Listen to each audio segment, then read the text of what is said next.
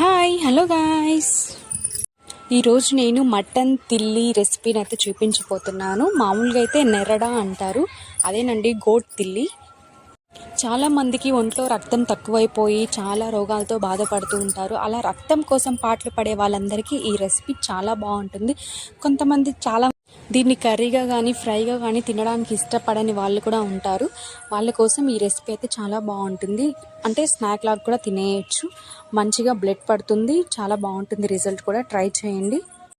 చాలా సింపుల్గా చేసేసుకోవచ్చు. ముందుగా తిల్లిని బాగా వాష్ చేసి పెట్టుకోవాలి. అలా వాష్ చేసి దాంట్లో కొంచెం అల్లం వెల్లుల్లి పేస్ట్, చిటికెడు పసుపు, అలాగే కొంచెం సాల్ట్, అలాగే కొంచెం కారం వేసి బాగా దానికి అప్లై చేసుకొని సన్నని మంట మీద లేదా నిప్పుల మీద అది డ్రై అయ్యేంత వరకు కాల్చుకోవాలి. అంతే, చాలా బాగుంటుంది. అందరు తప్పకుండా ట్రై చేయండి. హిమోగ్లోబిన్ లెవెల్స్ అయితే ఖచ్చితంగా పెరుగుతాయి. బ్లడ్ తక్కువగా ఉన్న వాళ్ళకి బాగా ఇంప్రూవ్మెంట్ అయితే చూపిస్తుంది. అలాగే నా ఛానల్ని సబ్స్క్రైబ్ చేసుకోవడం మాత్రం